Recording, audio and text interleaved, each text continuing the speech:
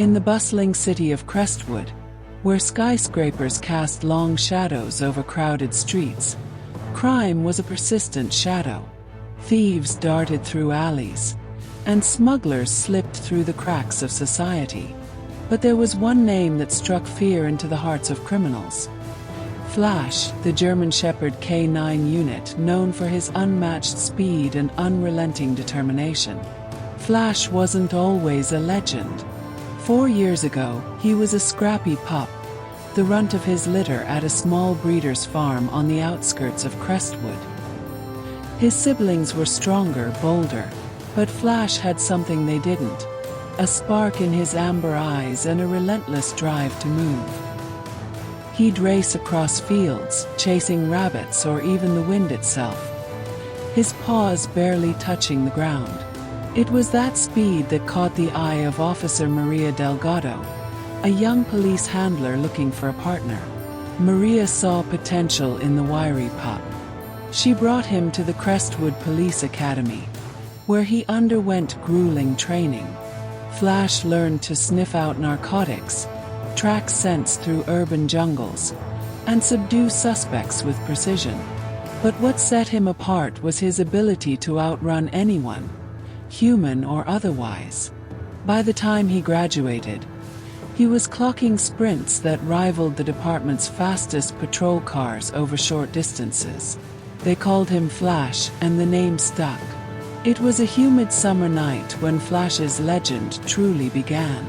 Crestwood's downtown was alive with neon lights and the hum of late-night crowds. Maria and Flash were on patrol when a call crackled over the radio.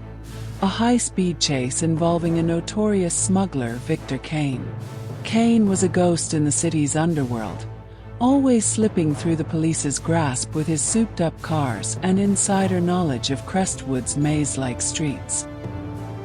"He's heading toward the industrial district," the dispatcher barked. "Suspect's vehicle is a black sedan, last seen on 7th Avenue. Proceed with caution." Maria glanced at Flash, who was already alert in the passenger seat, ears perked. "Ready, boy?" she asked, scratching behind his ears. Flash let out a sharp bark, his body taut with anticipation. They sped toward the industrial district, sirens blaring. By the time they arrived, the chase had taken a chaotic turn. Kane had abandoned his car in a sprawling warehouse lot, disappearing into the labyrinth of shipping containers and rusted machinery. Patrol cars circled the perimeter, but the suspect was on foot now, and the terrain was too tight for vehicles. Maria unhooked Flash's leash. "Find him," she commanded, her voice steady but urgent. Flash's nose hit the ground, catching the faint scent of gasoline and sweat. He darted forward, weaving through the maze of containers with Maria jogging behind, her flashlight cutting through the darkness. Flash's senses were razor-sharp. He could hear the faint scuff of boots on gravel, the rapid breathing of a man on the run. His muscles coiled and released, propelling him forward like a bullet. Within minutes, Flash zeroed in on Kane. The smuggler was scaling a chain-link fence, his duffel bag slung over his shoulder. He was fast for a human, but he was no match for Flash.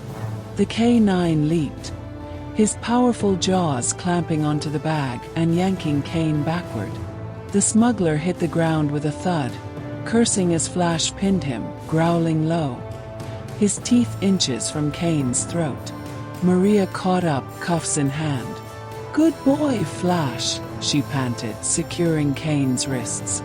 The duffel bag spilled open, revealing stacks of cash and plastic-wrapped packages, enough evidence to put Kane away for years. The arrest made headlines. "K9 Flash, the dog who outran crime," the Crestwood Chronicle proclaimed. Maria and Flash became local heroes, their names synonymous with justice. But for Flash, it was just another day on the job. Over the next 2 years, Flash's reputation grew. He chased down carjackers, cornered burglars, and even saved a missing child lost in Crestwood's sprawling park system. His speed was his superpower, but it was his bond with Maria that made him unstoppable. They trusted each other implicitly. Maria knew Flash's every quirk, how he'd tilt his head when he caught a scent, or how his tail would wag just before a breakthrough.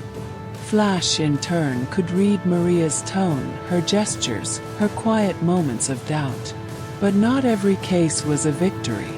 One winter, a string of armored car heists rocked Crestwood.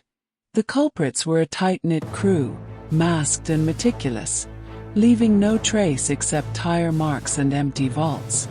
The police were stumped, and the pressure was mounting. Maria and Flash were called in to assist, but the trail was cold. Days turned into weeks, and the heists continued.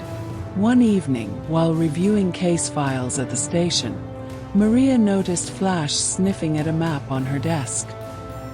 His nose lingered over a cluster of industrial sites near the riverfront. "What is it, boy?" she asked, leaning closer.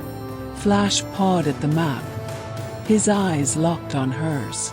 It was a long shot, but Maria trusted her partner.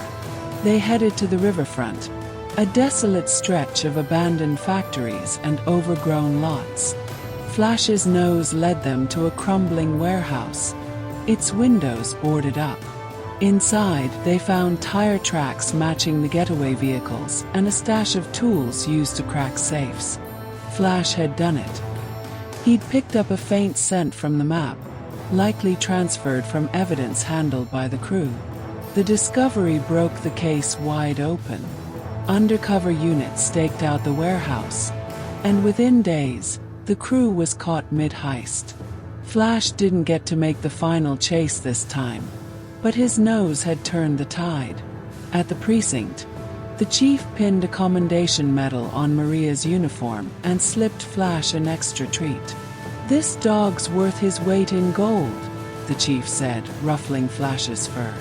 Flash's final test came on a stormy spring night. A prison transport van had crashed on the outskirts of Crestwood, and 3 dangerous inmates had escaped. One was a murderer, another a serial arsonist, and the third a master thief known for his agility. The police set up a perimeter, but the storm was relentless. Rain blurred visibility, and thunder drowned out radio chatter. Maria and Flash were called to the scene. The terrain was treacherous. Muddy hills, dense woods, and swollen creeks. Flash's fur was soaked, but his focus was unshakable. He caught the scent of the escapees and took off, Maria struggling to keep pace. The trail led to a ravine, where the 3 men were hiding, plotting their next move. The thief spotted Flash first and bolted, scrambling up the ravine's slippery slope. Flash was on him in seconds, his speed defying the mud and rain. He tackled the thief, pinning him until Maria arrived with backup. The other 2 inmates, seeing their fastest member caught, surrendered without a fight. As the inmates were loaded into a new transport, Maria knelt beside Flash, her hands buried in his wet fur. "You're one of a kind, you know that," she whispered. Flash licked her face, his tail wagging despite the downpour. Flash retired a year later, his legend cemented in Crestwood's history. He spent his days lounging in Maria's backyard, chasing the occasional squirrel with the same gusto he'd once chased criminals. Maria took a desk job, training new K9 handlers, but she never found another partner like Flash. At the Crestwood Police Academy, a plaque hangs in the training hall, engraved with Flash's name and a simple phrase, "Swift Paw's steadfast heart." For the officers who knew him and the city he protected, Flash was more than a dog. He was a symbol of what it meant to run toward danger, to never give up, and to trust in the bond between partners. And somewhere in the quiet moments of Crestwood's nights, You could almost hear the echo of his paws, racing through the streets, a blur of fur and justice.